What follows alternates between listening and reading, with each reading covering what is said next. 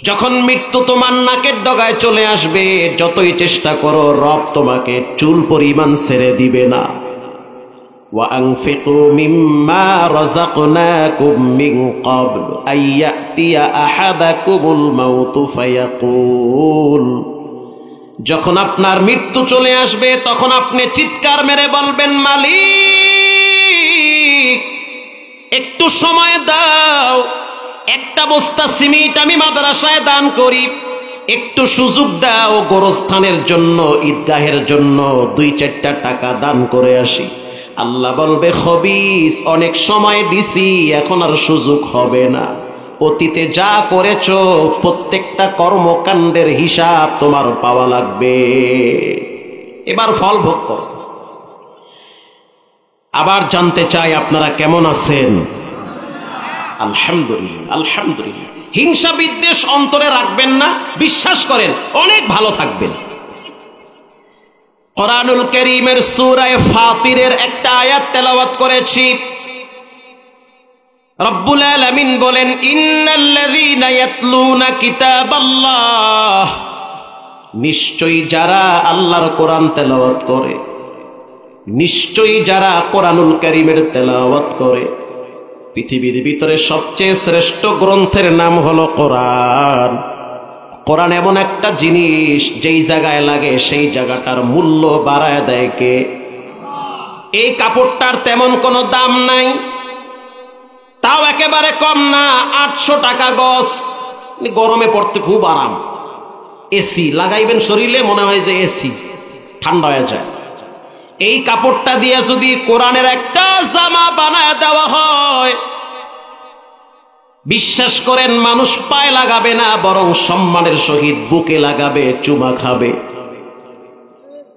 শুধু তাই না, প্লাস্টিকের কাপড় দিয়েও যদি, পলিস্টার কাপড় দিয়েও যদি কোরআনের একটা গিলাপ বানায় দেওয়া হয়, কম দামি কাপড়, ওই কাপড়টাও যদি রাস্তায় পড়ে থাকে, মানুষ পায়ে লাগায় না, বরং সম্মানের সহিত বুকে লাগায়।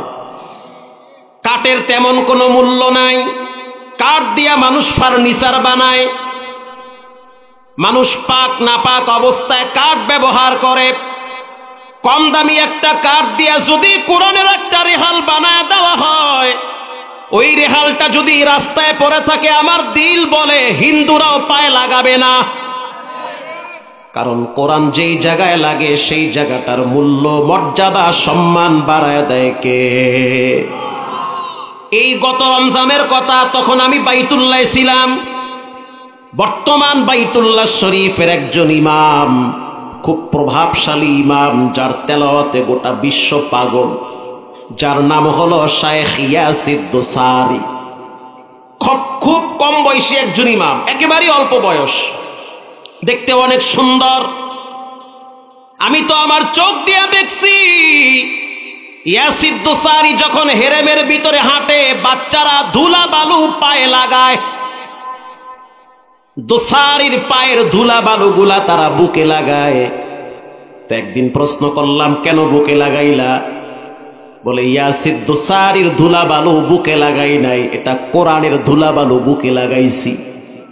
আল্লাহু আকবার, জোরে বলেন। ইয়াসির দোসারি যখন তেলাওয়াত করে, তখন মনে হয় সবে মাত্র আল্লাহর কোরআন নাজিল হয়, এত চমৎকার তেলাওয়াত। তার বক্তব্যটা এখনো আমার মোবাইলে রেকর্ড করা আছে। তিনি বলেন, রমজান মাসে সাধারণত মক্কা মদিনায় যাত্রীর চাপ থাকে, আল্লাহর মেহমানদের চাপ বেশি থাকে। রমজান মাসের দ্বিতীয় শুক্রবার আমার নাম ঘোষণা হইল যে খুতবা দেওয়া লাগবে। বাইতুল্লাহ শরীফের 5 জন ইমাম, যিনি মোতাওয়াল্লি, হেড ইমাম, প্রধান ইমাম, তার নাম হলো শায়েখ আব্দুর রহমান সুদাইস। ইয়াসির দোসারির মাঝখানে একবার চাকরি চলে গেছে। কেন গেছে? জিহাদের পক্ষে বয়ান করতে গিয়ে তার চাকরি চলে গেছে। আল্লাহ তাআলা আবার তাকে বাইতুল্লাহ কবুল করেছে। তার মানে বোঝা গেল, হক কথা যেখানেই বলেন না কেন, জালেমরা আপনাকে ছেড়ে দিবে না। যেখানেই বলেন সেখানে আপনার উপরে মামলা হামলা থাকবে। এমন কি মক্কা শরীফেও যদি আপনি হক কথা উঁচু আওয়াজে বলেন, আপনি গ্রেফতার হবেন অথবা ফাঁসির কাস্টে ঝুলতে হবে। এটাই বাস্তবতা। ইয়াসিদ দোসারি বলেন, রমজান মাসে দ্বিতীয় শুক্রবার আমার সিরিয়াল চলে আসছে খুতবা দেওয়ার জন্য। প্রচন্ড রোদের তাপ, যারা তাওয়াফ করতেছে তারা ঘামায় গেছে।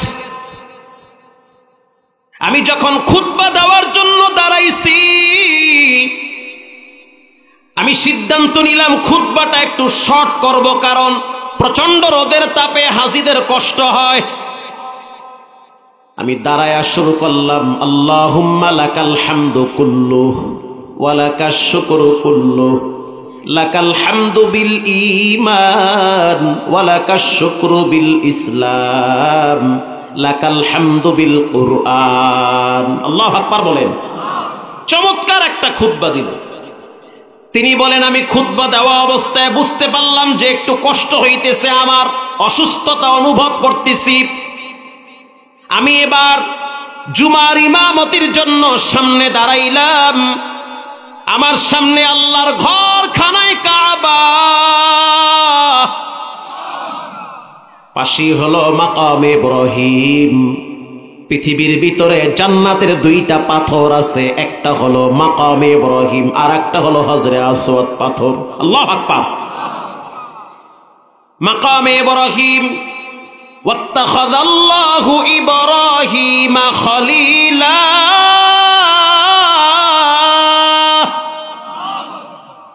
ইব্রাহিম নবীর পায়ের চিহ্ন এখনো সেই পাথরের উপরে পড়ে আছে।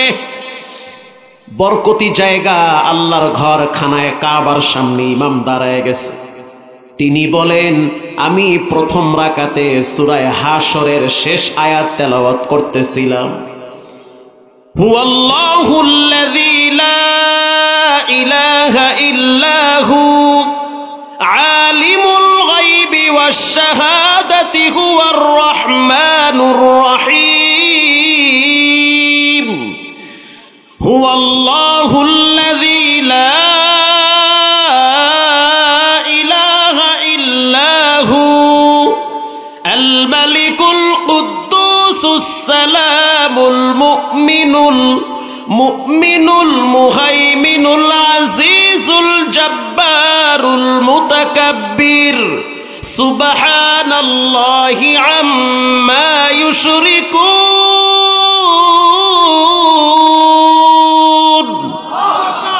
একটা জবানও বন্ধ রাখবেন না, গলা ছেড়ে ফাটায়া বলেন আল্লাহু আকবার। আমি প্রথম রাকাতে তেলাওয়াত করলাম সূরা হাশরের শেষ আয়াতগুলো। আমি টের পাইতেছি আমার পিছনে একজনের নাক টানতেছে, তার মানে নামাজের ভিতরে তার কান্না শুরু হয়ে গেছে। আমি দ্বিতীয় রাকাতে সূরা কুরাইশ তেলাওয়াত করলাম, কারণ রোদের এত তাপ, আল্লাহর মেহমানদের প্রচন্ড রোদের প্রখরতার কারণে তাদের কষ্ট হয়। দ্বিতীয় রাকাতে আমি তেলাওয়াত করলাম সূরা কুরাইশ, লিইলাফি কুরাইশ ইলাফিহিম রিহলাতাশ শিতাই ওয়াস সাইফ।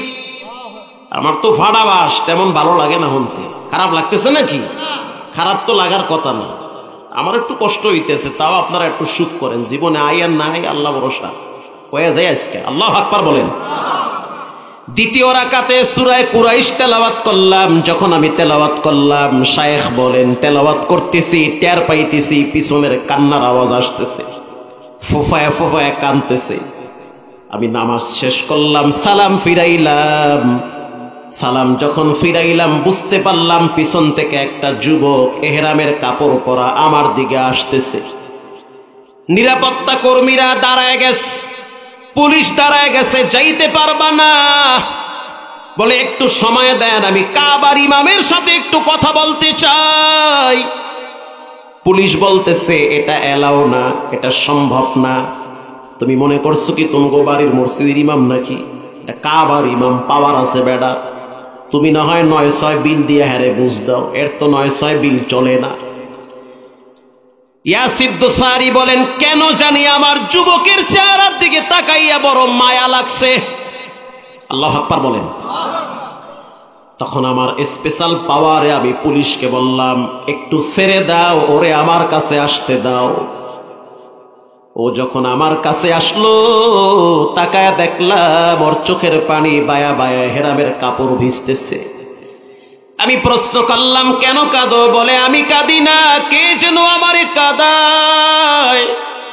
কে তোমারে কাঁদায়? বলে, আমি বলতে পারি না, কেন জানি আমার কলিজাটা নরম হয়ে গেছে। শায়েখ, আমি একটা খারাপ যুবক, আমার বাড়ি হলো ইউরোপ কান্ট্রিতে, আমার মা অনেক ভালো মানুষ, কিন্তু আমি বন্ধু বান্ধবের পাল্লায় পইরা নষ্ট হয়ে গেছি। জীবনে অনেকবার মদ পান করছি, মহিলাদের আড্ডাখানায় আমার জীবন যৌবন নষ্ট করেছি। আমার বয়স মাত্র 22 বছর। তাকায় দেখেন আমার হাতের ভিতরে ট্যাটু আঁকা। রমজান মাসে তো আর পাপ করা যায় না। আমার মা একদিন রাত্রিবেলা আমাকে বলল, সন্তান, রমজান মাস আল্লাহ পাক শয়তানরে শিকলবদ্ধ করেছে, অতএব তুমি রমজান মাসটাই নিজের ঈমান আমল ঠিক করার জন্য হলেও তুমি বাইতুল্লাহ যাও, আল্লাহর ঘরের মেহমান হও। আমি যেদিন রওনা হব ওই দিন ফজরের টাইমে আমি দেখছি আমার মা সেজদায় পড়ে চোখের পানি ছেড়ে আমার জন্য কান্না করেছে আর বলেছে, দয়ার মালিক আল্লাহ, আমার সন্তানটারে তোমার ঘরে পাঠাইতেছি, তুমি হইলা মেজবান, আমার সন্তান হইল মেহমান। তুমি আমার সন্তানটারে হেদায়েত না দিয়া বাড়ি ফিরাইয়া দিবা না, সন্তানটারে তুমি পরিপূর্ণ হেদায়েতের নূর সিনায় ঢুকাইয়া দিবা। শায়েখ, আমি যখন আসলাম জেদ্দায় নামলাম, নামার পরে চলে আসলাম ডাইরেক্ট এখানে, তাওয়াফ করলাম। করার পরে এরপরে আমি নিয়ত করছি যে আজকে জুমার সালাত আদায় করব একেবারে কাবার কাছাকাছি। আল্লাহু আকবার বলেন। আমি কাবার কাছাকাছি দাঁড়াইছি। আপনি যখন খুতবা পড়ছেন তখনই আমার কলিজার ভিতরে ফাটল ধরছে। আর আপনি যখন প্রথম রাকাতে সূরা হাশর তেলাওয়াত করলেন তখন মনে হইতেছে কে যেন আমার কানে বলতে আছে, এখনো কি গুনাহ ছাড়ার সময় হয় না? আপনি যখন দ্বিতীয় রাকাতে সূরা কুরাইশ তেলাওয়াত করলেন তখন মনে হইতে আছে কে যেন আল্লাহর কোরআন নাজিল করতেছে। শায়েখ, আমি তো অনেক পাপ করছি, আমার কি কোনো ক্ষমার রাস্তা আছে নাকি? আমি ক্ষমা পাইতে চাই। আমার দিলটারে আল্লাহ পরিষ্কার বানায় দিছে। ইয়াসিদ দোসারি বলেন, আত্তাইবু মিনাজ যামবি কামাল্লা যামবালা, যে তওবা করে সে নিষ্পাপ বাচ্চার মতো মাসুম হয়ে যায়। তওবা করো, আল্লাহর কাছে ক্ষমা চাও। পৃথিবীর মানুষ তোমারে তাড়ায়া দিতে পারে, তোমার রব তোমারে তাড়ায়া দিবে না। সন্তান যত অপরাধ করুক, দেখবেন মা কখনো কখনো সন্তানকে রাগ করে ঘর থেকে তাড়ায়া দেয়। সন্তান রাগ কইরা খাবার না খায়া যখন ঘর থেকে বেরিয়ে যায়, মা কিন্তু নিজেও খাবার খাইতে পারে না। মা তখন ছটফট করে আর বিছানায় মোড়ায়, চিন্তা করে সন্তানটারে তাড়ায়া দিয়ে আমি কেমনে ভালো থাকি। রাত জেগে জেগে মা বিছানার একবার ওই পারে যায়, আবার এই পারে আসে। স্বামী ডাক দিয়া বলে, বিবি আমার তোমার কি হয়েছে? বলে, সন্তানটারে তাড়ায়া দিয়ে তো আমি ভালো থাকতে পারি না। গভীর রাত যখন সন্তান মায়ের জানলার কিনারায় টোকা দেয়, পৃথিবীর এমন কোন মা নাই যেই মা দরজা খুইলা দেয় না। যখন সন্তান মা বলে ডাক দেয় তখন মায়ের কলিজার ভিতরে ভালোবাসার জোশ চলে আসে। তখন মা ডাক দিয়া বলে, সন্তান দরজা খুইলা দিছি, অপরাধ করবি না, মানুষের সামনে আমারে লজ্জিত করবা না, আসো ঘরে আসো, খাবার খাও। তুমি খাও নাই বিদায় আমি মাও খাবার খাই নাই। পৃথিবীর মানুষ, রসুল বলেছেন, সন্তানের জন্য মায়ের যেই দরদ আর ভালোবাসা, এর চেয়ে কোটি কোটি গুণ মায়া আর ভালোবাসা আল্লাহর কুদরতি অন্তরে। আল্লাহু আকবার বলেন। ইন্নাল্লাযীনা ইয়াতলুনা কিতাবাল্লাহ, নিশ্চয়ই যারা কোরআন পড়ে তাদের মর্যাদা আল্লাহর কাছে কম না বেশি? কোরআন মানুষের দিলের ময়লা দূর করে। পৃথিবীর ভিতরে এমন কোন আওয়াজ নাই যেই আওয়াজ মানুষের কাছে বারবার বারবার শুনতে ভালো লাগে। জন্মের পরে আপনারা একটা গান শুনছেন, রাগ কইরেন না, মাফ করিয়া দেন। অনেক বড় বড় আলেমরা এখানে আছে, আমার কথা বলতে একটু ভয়ও লাগতেছে, তারপরও আমাকে পাবলিকের দিকে তাকায়া ওইভাবেই কথা বলতে হবে। আল্লাহু আকবার বলেন। এক সময় মার্কেটে একটা গান চলে আসছিল, গানটা হলো ফাইটটা যাও ফাইটটা যায়। কেউ মুরব্বীরা শোনেন নাই? না, আপনারা মনে হয় জান্নাত দিয়ে পলাইয়েছেন, শোনেন নাই? শুনছেন না? ও উনিও শুনছে, উনিও শুনছে, তার মানে এটা শোনা গান। এই ফাইটটা যাও কয়েকদিন চলার পর এখন আর দেখি চলে না। চলে? কেউ যদি চালায় তো মানুষে কয় পুরান গান বন্ধ কর, নতুন গান চালু কর। ওই ঘ্যানর ঘ্যানর ভাল লাগে না। কয়দিন পরে দেখি ফাইটটা যাও পলায় গেছে। কথা কন না কা? ফাইটটা যাও আছে না গেছে? জোতা থুইয়া দৌড় মারছে, জোতা নেওয়ার টাইম পায় নাই। আল্লাহু আকবার বলেন। এরপরে মার্কেটে আর একটা গান সাপ্লাই দেওয়া হয়েছে, বন্ধু 3 দিন। কি ঠিক না? উনিও কইছে ঠিক, আর মানে ঠিক। বন্ধু 3 দিন। এরপরে কি আমিও কইতে পারি না? যাই হোক, কিছু একটা আছে এরপরে, আছে না? আছে। কয়েকদিন চলার পরে মার্কেট ব্যান্ড আউট হয়ে গেছে, এটা আর চলে না। কেউ যদি চালায় মানুষ কয় এই ওল্ড মডেলের গান চলবে না, নিউ মডেল লাগা, ঘ্যানর ঘ্যানর ভাল লাগে না। এরপরে মার্কেটে আবার একটা গান সাপ্লাই দেওয়া হয়েছে, মধু হই খই। এইটা চাচাই হনে না, এটা তো আপনার আপডেট গান, এটা যুবকরা জানে। এই যুবকরা কথা কও না, ঠিক না বে? ঠিক। ওই যে কয় ঠিক, আসলেই ঠিক। কয়েকদিন চলার পরে এখন আর চলে না, ঠান্ডা হয়ে গেছে গা, কেউ খায় না। ধুরু বেটা বন্ধ কর, ঘ্যান ঘ্যান ভাল লাগে না হুনবারেরই। মাঝখানে কত গান আইলো আর গেল, মানুষের দিলের ভিতরে লাগে না। কয়েকদিন শোনার পরে মানুষ বন্ধ করে দেয়, কারণ মানুষের কথা মানুষের কাছে বিরক্ত লাগে বারবার শুনতে। এরপরে মার্কেটে আবার একটা গান সাপ্লাই দেওয়া হইল, খুব ভাইরাল গান। আমি জুমায় ঢুকতেছি, তখনও শুনি একটা বাচ্চা বলে কাঁচা বাদাম। এই যুবকরা কথা কও না কা? এটা মুরব্বীরাও শুনছে মনে হয়, আপনি শোনেন না? উনি শোনেন নাই। কাঁচা বাদাম, এটা শোনার কথা না। বাদাম পেকে গেছে কে এখন? কয়েকদিন চলার পরে এখন আর চলে না। জন্মের পরে এত গান শুনলাম, এত গান বললাম, বারবার শুনতে একই গান ভালো লাগে না। কিন্তু আল্লাহর কসম, আমি কোরআন হাতে নিয়ে বলতেছি, বিশ্বাস করেন, জন্মের পরে সূরা ফাতিহা এতবার পড়ি, এতবার শুনি, একটা বারও বিরক্তি ভাব লাগে না। বিরক্তি ভাব লাগে? লাগে না। যত শুনি ততই ভালো লাগে। কোরআনুল কারীমের ভিতরে একটি সূরা আছে, নাম হলো সূরা মুলুক। তাবারাকাল্লাযী বিয়াদিহিল মুলক ওয়া হুয়া আলা কুল্লি শাইইন কাদির। আল্লাহু আকবার। এটা কেউ যদি পড়ে, আল্লাহ তার কবরের আযাব মাফ কইরা দেয়। এশারের পর পড়া লাগে। চাচা বিড়ি বুড়ি বাদ দিয়ে একটু পড়েন মাঝে মাঝে, চায়ের দোকানে 10 মিনিট সময় কমায় দিয়া একটু কোরআন শরীফটা খুইলে একটু পড়েন। সূরা মুলুক, কোরআনে একটি সূরা আছে, সূরার নাম সূরা ওয়াকিয়া।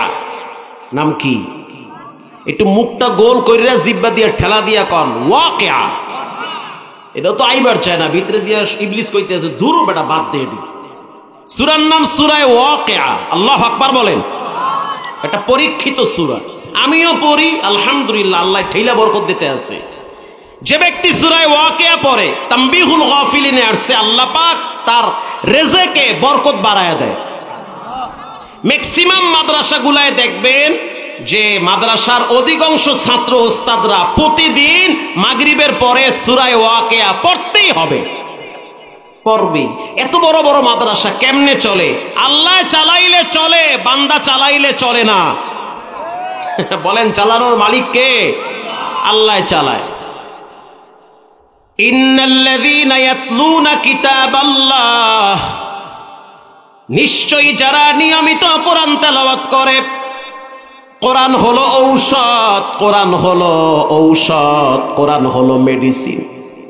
ওয়া নুনাজ্জিলু মিনাল কুরআনি মা হুয়া শিফাউ ওয়া রাহমাতুল লিল মুমিনিন।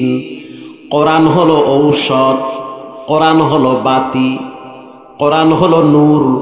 কোরআন যদি আপনার ঘরে থাকে, খালি কোরআন রাখলে হবে না, কোরআনওয়ালা সন্তান তৈরি করা লাগবে। মেয়ের জামাই সেও কোরআন পড়ে না, নিজেও পারেন না, মেয়েটাও পারে না, ছেলেও পারে না, তো পারে না কোন ছাতা? নিজেও পারেন না, মেয়েও পারে না, মেয়ের জামাইও পারে না, সন্তানও পারে না।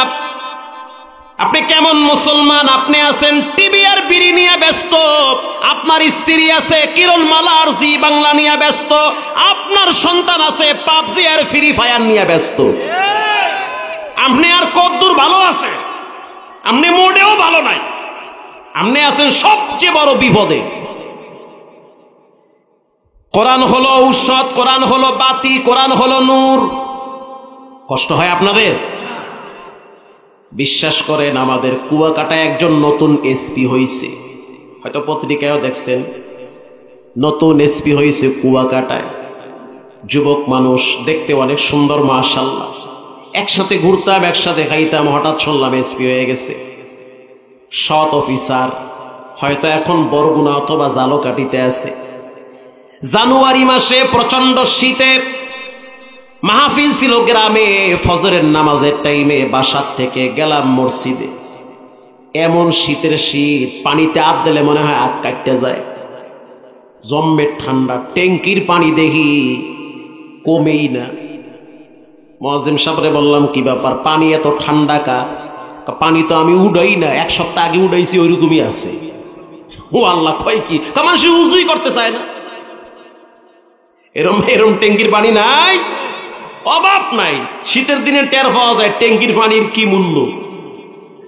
গরমের দিনে ওরে আল্লাহ, চাচাই দেখি গোসল করে রেখে উজু করতে গিয়ে, আর শীতের দিনে হাত দিয়ে জম্মের ঠান্ডা, কোনো মতে মুছতে মাইছে। আল্লাহু আকবার। ফজরের নামাজের টাইমে এসপি সাহেব দেখলাম প্রথম কাতারে খাড়াইছে। ওরে আল্লাহ, আমি কি ঠিক দেখতে আসি না ব্যাঠিক দেখতে আসি? নামাজ শেষ হওয়ার পর প্রশ্ন করলাম, ভাই ফজরের টাইমে তো এত বড় অফিসার মসজিদে আসার কথা না। সে আমারে জবাব দিল, ভাই আইতাম না, শীতের ভিতরে আইসি প্যারায় বইরা। প্যারা বোঝেন তো? প্যারা প্যারা মানে ঠেলায় বইরে আইসি, ঠেলা বোঝেন তো? ওইটা বোঝেন। শীতের ভিতরে আসতাম না। কেন আসছেন? কয় ঠেলায় পড়ে আইছি। কেমনে ঠেলায় পড়ছেন? আপনি জানেন না, আমার আব্বাই আমারে বিয়ে করাইছে মাওলানা মাইয়া, আমার বউ হয়েছে মাওলানা। আমার বউ ফজরের সময় আমারে কয়, জামাতের সহিত পুরুষ মানুষ নামাজ পড়বে, এটা ওয়াজিব, মসজিদে গিয়া পড়া লাগবে। তুমি মসজিদে যদি না যাও তাহলে কিন্তু আমি বোরকা নিয়ে গেলাম। প্যারায় পড়িয়া ঠেলায় পড়িয়া আইছি, নাইলে আইতাম না। তখন চিন্তা করলাম, মা হুয়া শিফাউ ওয়া রাহমাতুল লিল মুমিনিন।